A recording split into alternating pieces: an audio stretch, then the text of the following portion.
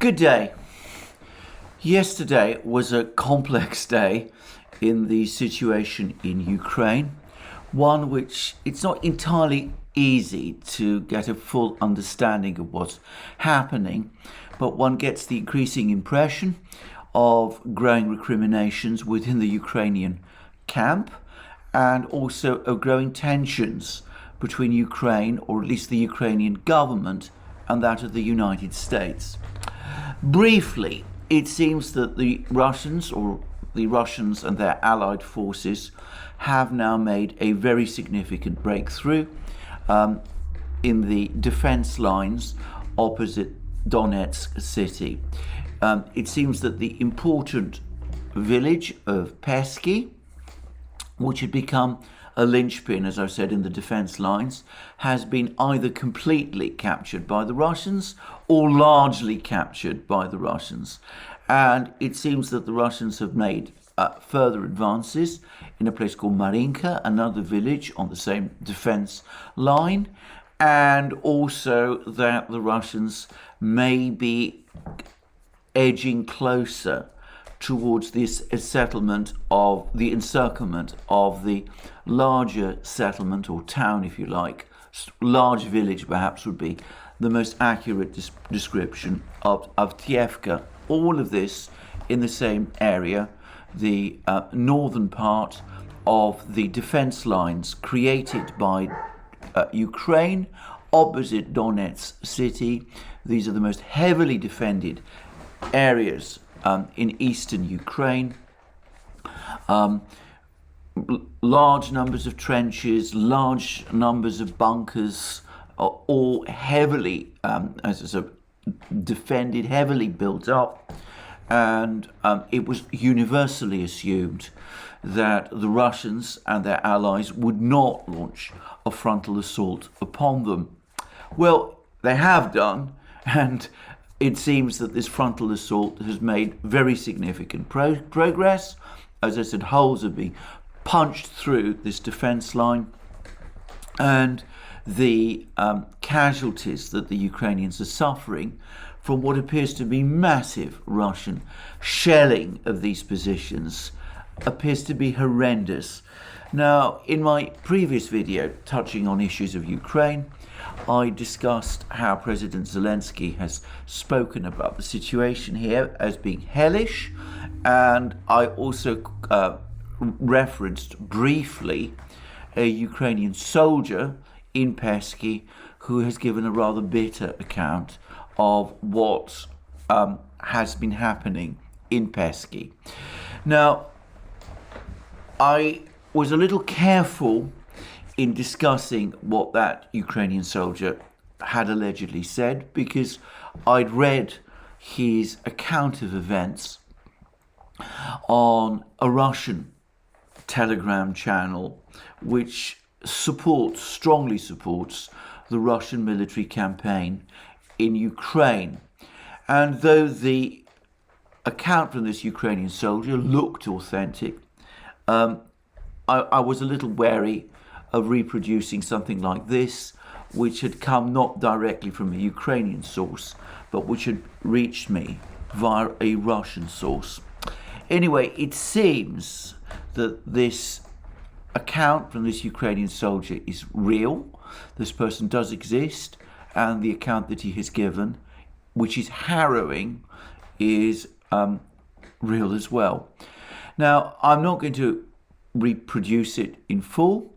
As Jeff Roberts, the British historian, has pointed out to me, the Moon of Alabama has provided a more detailed, has reproduced large parts of it. You can find what this Ukrainian soldier says on the Moon of Alabama. What I will say is that it is harrowing. It suggests, frankly, terrible things happening in this part of Donbass, of Ukrainian soldiers being shelled and killed and wounded in huge numbers without adequate artillery support, as they are ground down by what looks like a relentless artillery barrage, which opens the way for the infantry, the Russian or Allied infantry, to storm through these fortifications. Now, the thing that was really striking about this account was that this soldier, as I discussed in my previous video, said that the Ukrainians had only 2 artillery pieces to counter this overwhelming Russian artillery barrage, and there were 2 mortars, relatively light weapons, and obviously not remotely comparable to this vast deluge of artillery rounds. He estimates 6,500 artillery rounds coming from the Russians each day. Anyway, the Ukrainians in this part of Donbass have had nothing that can compare to this. And we are now getting more and more reports that my guess of a few days ago, when I was speculating as to why it might be that the Russians have been able to achieve these breakthroughs in this heavily fortified line. Anyway, my guess is now being repeated by more and more people, including, importantly, people on the Ukrainian side. It seems that the artillery that played an instrumental role in this defense line, the Ukrainian artillery, was all removed some weeks ago and redeployed to the southern regions, the southwestern regions of Ukraine, where it was supposed to support this offensive that the Ukrainians were going to launch against Kherson, which we've been hearing so much about. According to the military summary channel, around 60% of the artillery, the Ukrainian artillery, was removed and redeployed to this region far from the critical front lines in Donbass. And this, of course, has left those front lines in Donbass, this defense line, significantly weakened.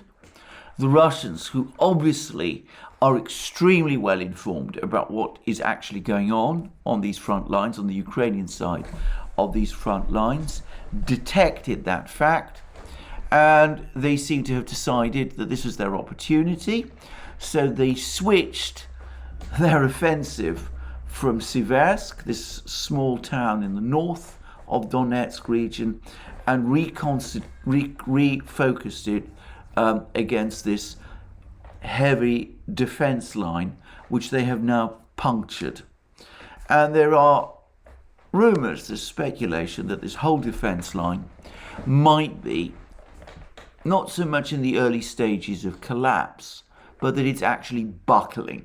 And it's the fact that this defense line is buckling that is giving the Russians the increasing confidence that they will be able to wrap up the Battle of Donbass over the course of this month, over the course of August.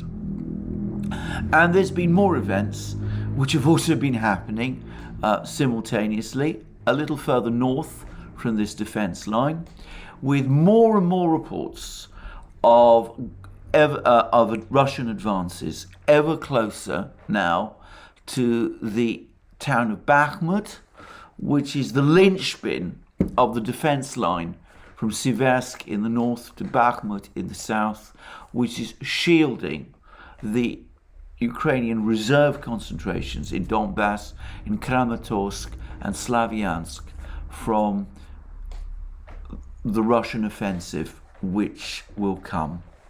And it looks as if the Russians in particular have successfully broken into the town of Soledar, which is perhaps best understood as a suburb of Bakhmut.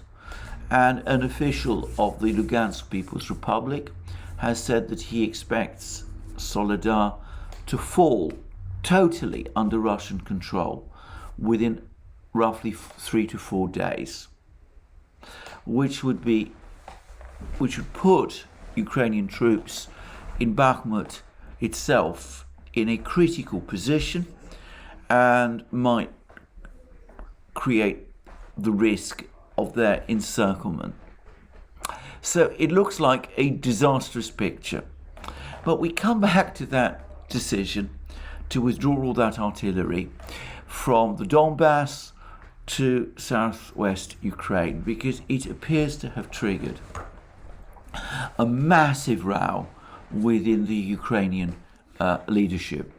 And we're getting telltale indications that this is underway.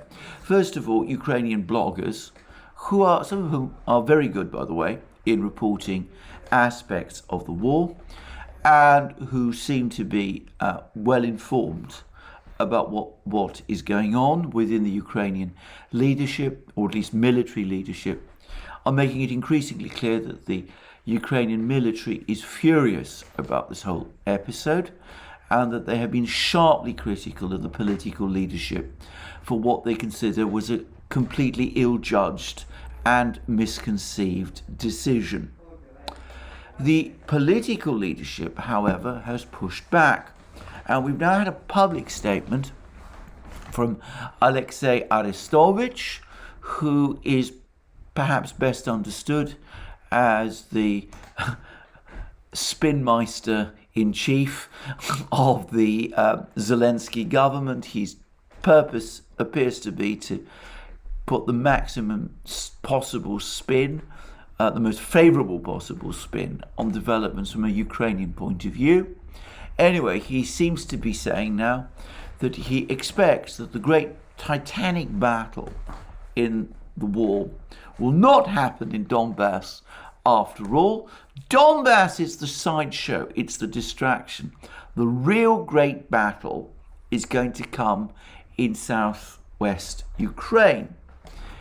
And what's absolutely fascinating is that whereas until just a few days ago, Arestovich, other Ukrainian officials, the Western media, the British government were talking about the great Ukrainian offensive on Kherson, which was being prepared, Arestovich is now saying that, on the contrary, it is the Russians who are preparing an offensive in this area, that they've put together a powerful strike force, and that they could be preparing a move against the industrial city of Kryvyi Rog, which is to the north of Kherson, and which, by the way, was the home city of no less a person than President Zelensky himself, or conceivably there could be a strike towards Nikolaev. But it is Kryvyi Rog which is supposed to be the main target of this pending Russian offensive. Now, what makes this all particularly bizarre is that Kryvyi Rog was supposed to be the base area for Ukraine's offensive against Kherson region. So what's become of that offensive, that Ukrainian offensive towards Kherson? Well, as far as I can see, it appears to have been called off. There's now clearly some kind of an argument. Do we move the artillery back to Donbass to stop this Russian advance there?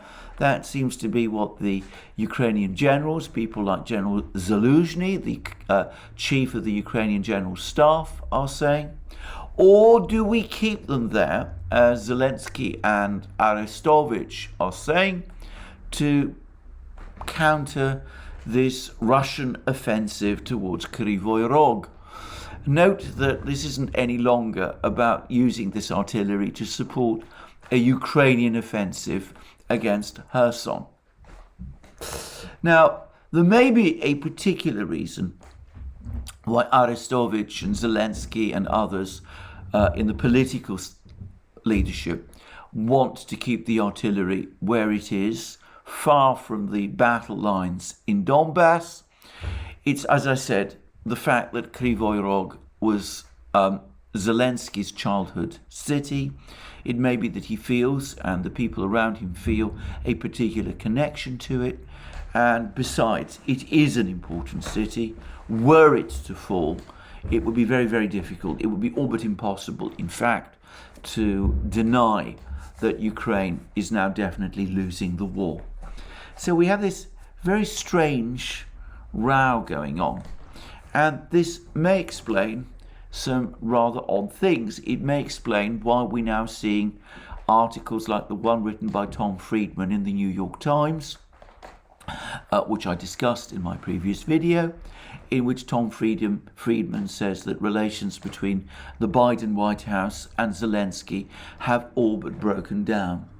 Jim Geraghty, who is the editor of the deeply conservative National Review, William Buckley's former magazine in the United States, suggests that the Biden White House is now setting Zelensky up as the fall guy for the eventual defeat in Ukraine. They're going to say that the White House, the US, gave all this wise and good advice, provided Ukraine with all these weapons, but it was Zelensky's incompetence which explains why the war was eventually lost. Well, we'll see. We'll see whether that is true or not. Anyway, before I finish on this rundown of military news from Ukraine, just two things. Firstly, the Ukrainians launched more missile strikes against the two bridges across the Dnieper River near Kherson, the railway bridge and the Antonovsky road bridge. It seems that this time none of the missiles got through. The Russians were able to counter all these missiles, and the bridge, the Antonovsky bridge, is apparently far advanced now in repair. And by the way, I've heard some reports that the Antonovsky bridge is a massively over-engineered bridge. It was built by the Soviets in anticipation of a possible nuclear war, and like various other facilities, it was therefore designed to withstand extremely heavy blasts, though obviously not a direct nuclear attack on it, presumably a nuclear attack on Kherson city, which is actually located some distance away. Anyway, one way or the other, the bridge is still there. It's apparently being repaired. There are now pontoon bridges and ferry crossings which are operating, and the latest Ukrainian missile strikes, HIMARS missile strikes, none of them managed to get through. They were all apparently defeated by the Russian air defences. And by the way, the British Ministry of Defence has said that the Russians have installed what the British Ministry of Defence calls pyramidal radar deflectors in this area, which can apparently disrupt synthetic aperture radars, satellite radars perhaps, I'm not sure, and also HIMARS missile guidance systems, and that this provides some of the protection for these bridges, which for the moment at least appears to be working. Those with a more technical understanding of these things will no doubt be able to flesh out the details and explain how these radar deflectors work. But anyway, the important thing is they do seem to be assisting in the protection of the bridge. So there we are.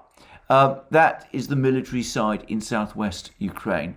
I should complete this by saying that there have been the military summary by saying that there is some news of some kind of Ukrainian counteroffensive being carried out north of Donbass towards ETHEREUM. It's very difficult to get much clarity about what exactly is going on. The Ukrainians have been launching sporadic attacks against the Russian forces concentrated around ETHEREUM for months. What tends to happen is that they make a few advances and then they get pushed back. And I suspect that something similar is about to happen, but I don't know this, and no doubt we'll be finding out more about this Ukrainian offensive against the Russian grouping in ETHEREUM within the next few hours or days, and I will try to cover it when I can do. Lastly, there's been a very interesting report by Amnesty International which confirms what the Russians have been saying from literally the first days of the war, which is that the Ukrainians install military facilities, bases, command headquarters, artillery points in residential and civilian areas, heedless of the risk to the civilians that is involved in doing so. Now, I should say the Amnesty report is also very critical of the Russians, but it is this criticism of Ukrainian practice which is perhaps the part of this Amnesty report which stands out. I'm going to say this, I'm not going to suggest I'm in any way sympathetic for what the Ukrainians are doing, but I do understand it up to a point. It may be completely wrong, it may be deeply unethical, but given that the Ukrainians are seriously outgunned, and given that they do after all need artillery if they're going to have any hope of holding the Russians back, I do think it is unsurprising that they have deployed their artillery in this sort of way. Given that the Western powers have been encouraging the Ukrainians to resist the Russians, there's been an absolutely outrageous comment by Senator Lindsey Graham of the United States, who talked about Ukraine fighting to the last man, which I have to say I found immensely disturbing. But given that this has been the message from the Western powers to Ukraine, and given that Ukraine is at such a disadvantage, given the immeasurably greater firepower that the Russians are able to deploy in this war, what do people like Amnesty and indeed Western governments expect Ukraine to do? Inevitably, it seems to me, if they are going to fight this war, they're going to do wrong and inappropriate and perhaps criminal things like this. This episode of Ukrainians installing their weapons, their artillery and their command posts and all that in this way, wrong as it of course is, what it shows to me is the folly of conducting this war at all. If the only way the Ukrainians can hope to resist the Russians is by doing things like this, then the correct thing for the Ukrainians to have done, and the correct thing for the Western powers to have done, is to have encouraged Ukraine to negotiate with the Russians, as the Russians offered, and to seek a compromise and peace. For Amnesty to show such complete lack of understanding of this does disturb me. Anyway, that's all I'm going to say about the situation in Ukraine as of this moment. What I will say is that there's some speculation that President Zelensky, perhaps aware of the criticism of him in the United States, perhaps under pressure from the military, his own military, who seem to be so angry with him, perhaps also worried that the situation in Donbass is going horribly wrong, and perhaps realizing that his great offensive in Kherson region isn't going to happen, that he's now doing something which on its face seems extremely surprising.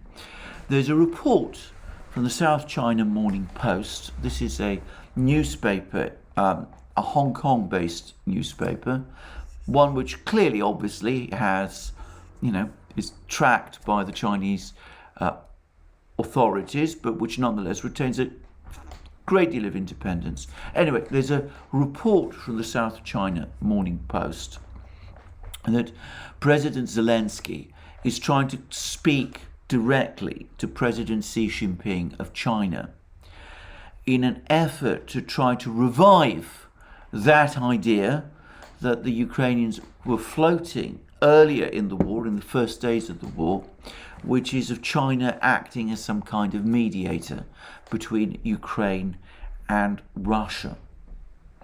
Now, at a time when tensions between the West and China are so high, if this is really happening, and the South China Morning Post is reasonably well informed, so one would assume that it is, well, I have to say it's another sign to me that Zelensky feels that his back is very much up against the wall and that he's having to take increasingly desperate measures to extricate himself from what is looking to be an extremely difficult position. His American friends, or erstwhile friends, seem to be about to give up on him. His military leaders are angry with him. There's undoubted anger over the Azov affair, the affair of the Azov soldiers who were killed in that prisoner of war camp. There's still debate about who was responsible, but from what I've been able to see, at least some Azov-type people in Ukraine itself are blaming Zelensky for it. So perhaps it's not surprising that Zelensky now is looking for where he can find some way to extricate himself from an extremely dangerous position, and that's perhaps why he's trying to call and speak to Xi Jinping. We'll see whether Xi is interested in this call at this time, and we'll see if the call happens, whether it leads to anything. I'm skeptical, to be straightforward about it, but let's wait and see. Anyway, this talk about Zelensky calling Xi Jinping brings me to what is a much bigger crisis than the one in Ukraine, and that is the crisis over Taiwan. Now, Nancy Pelosi obviously has left Taiwan, and what is now happening is that we are having enormous Chinese exercises, military exercises, being conducted in and around the island of Taiwan. And as I discussed in my long program discussing the Chinese response to Pelosi's visit, what the Chinese are in effect doing is that they are imposing a blockade of Taiwan. They're carrying out missile strikes and missile rehearsals near Taiwan's ports. It's impossible for ships to leave or enter those ports whilst these exercises are underway. So in effect, and for the period of time that this exercise will continue, Taiwan is blockaded. And the Chinese are making it clear that this is a dress rehearsal for a future blockade. I discussed all of this in my previous program. Now, this is being done on an enormous scale, and we hear that the Chinese are also taking some steps of an economic nature to put pressure on Taiwan. So they've now banned the export of sand to Taiwan. Sand is apparently needed for building materials, but it's also needed by the semiconductor industry, and Taiwan imports most of it from China. Now, Several people have pointed out that Taiwan can import its sand from other places as well. But bear in mind that whilst these Chinese exercises are underway, Taiwan's ports are blockaded. So that may not be possible, at least for the moment. Now, whilst the Chinese are conducting these huge exercises, I'm afraid I've been reading all sorts of jeering articles, the inevitable jeering articles from all sorts of people in the United States, in Britain, jeering articles and comments about how China's been humiliated, how its warnings over Taiwan have been exposed to be a bluff, all that sort of thing. And there's been a very, very alarming article, at least alarming to me, by Con Coughlin in the Daily Telegraph, a commentator, a British media commentator on international relations, who to my mind contrives the difficult feat of being wrong about everything. But anyway, Con Coughlin has come up with this extraordinary article with the headline that China can't do anything about Taiwan because its military is a paper tiger. I think that this is profoundly, disastrously, alarmingly, shockingly wrong. It's true that the Chinese military has not had much battle experience in recent years, but of course neither has Taiwan's. And to say it straightforwardly, I think this seriously underestimates the effectiveness of the Chinese military, the enormously powerful equipment that it now has, and of course there's always the question of scale. And I can't guess on the numbers of Chinese troops and machines and aircraft and ships that are being deployed in these exercises. The scale of it looks enormous. And famously, when discussing quality and quantity in terms of war, there's a comment, sometimes attributed to Lenin, sometimes attributed to Stalin, that quantity has a quality all of its own. Maybe the Chinese military is not man for man as good as, say, the American military is, but in this part of the world, it looks to me to have overwhelming force, certainly against Taiwan. So I think this is hugely, wildly misguided. Now, I also have to say that taunting China in this fashion seems to me a reckless thing to do. As I've said many times, no government should ever be criticized for doing the right thing. And the Chinese government never said that it was going to shoot down Pelosi's plane, never said that it was going to divert her plane to China, never said that it would invade Taiwan in response to her arrival to the island. So taunting the Chinese because they haven't done these things, which they never said they would do. Some sections of the Chinese media floated such ideas, but the Chinese government was very careful never to say that it would do any of these things. But taunting the Chinese for not doing these reckless and dangerous things, which they never said that they would do, well, it looks to me extremely, extremely foolish again, and something which is going to harden Chinese determination eventually to resolve this issue of Taiwan. It's also going to have another effect because, of course, to the extent that people in the West believe it, to the extent that they think that they have indeed called China's bluff, an extremely dangerous idea, then, of course, it might make them overreach and try to do more things to poke the Chinese dragon, which will play badly for them, extremely badly for them, in the end. But let me reiterate a point which I've made previously. I think the Chinese were right not to invade Taiwan now. It may be that the ultimate Chinese plan is a sea blockade. There's now increasing amounts of polling data coming out from Taiwan, which suggests that the Taiwanese people were far from pleased by Pelosi's visit, that they saw it as deeply destabilizing, and that this might actually trigger a pendulum swing in Taiwan towards a rapprochement with China, which would be in some ways the optimal outcome.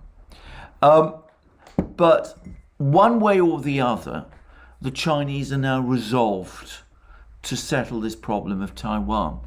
And beyond that, they've also been made to realize the deep hostility towards them of the United States and of the Western powers, and of the desire on the part of the United States to prevent or to slow down, and if possible to reverse, China's rise. So, at the very least, what is now going to happen is that China is going to start using its enormous resources to consolidate what is now going to look increasingly like a Chinese alliance system.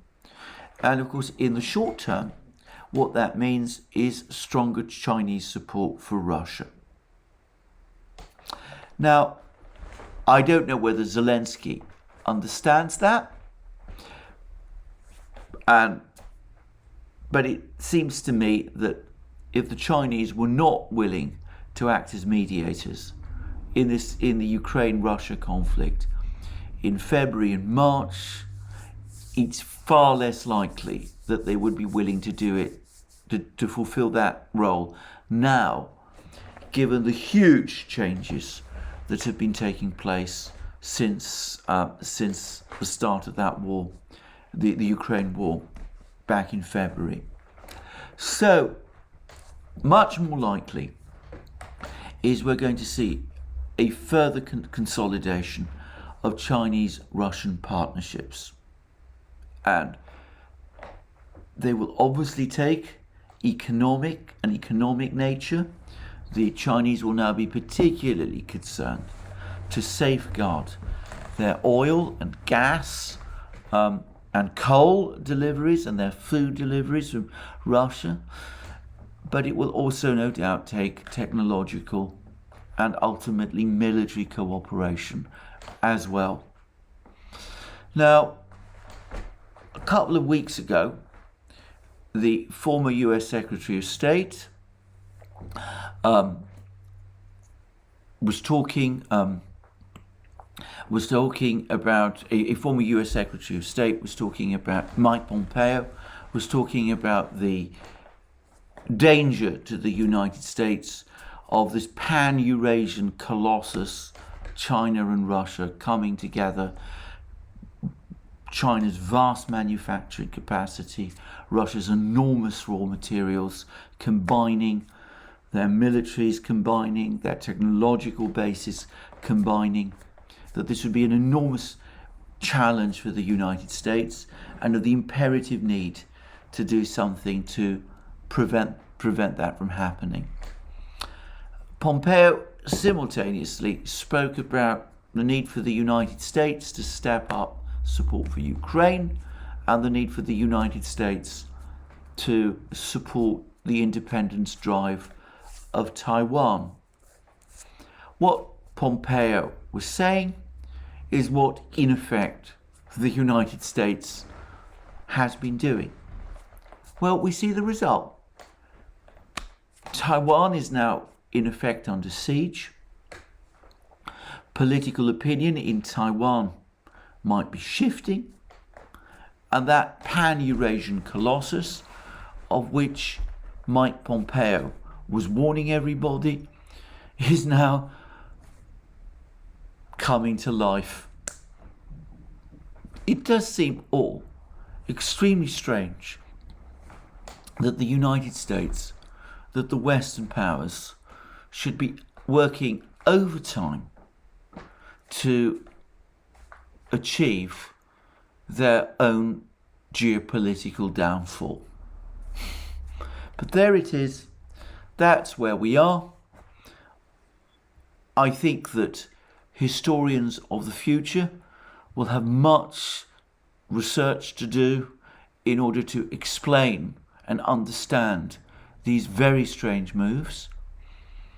But the direction of travel now, it seems to me, is clear, and I doubt that it can be changed. The pan-Eurasian colossus of Mike Pompeo's nightmares is coming, and I suspect it will sweep all before it. Well, thank you for joining me for this program today. I look forward to you joining me in future programs, both on this platform and on our other platforms, Locals first and foremost, but also Rumble, Telegram, and ODYSEE. And you can also, of course, support us via Patreon and Subscribestar, and by going to our shop and buying the great things that you will find there, our magic mugs, our hats, our hoodies, our sweatshirts, our t-shirts, and all the rest. And in the meantime, please remember to check your subscription to this channel and to press the like button if you've liked this video. Well, thank you for joining me again today. Have a very good day, and more from me soon.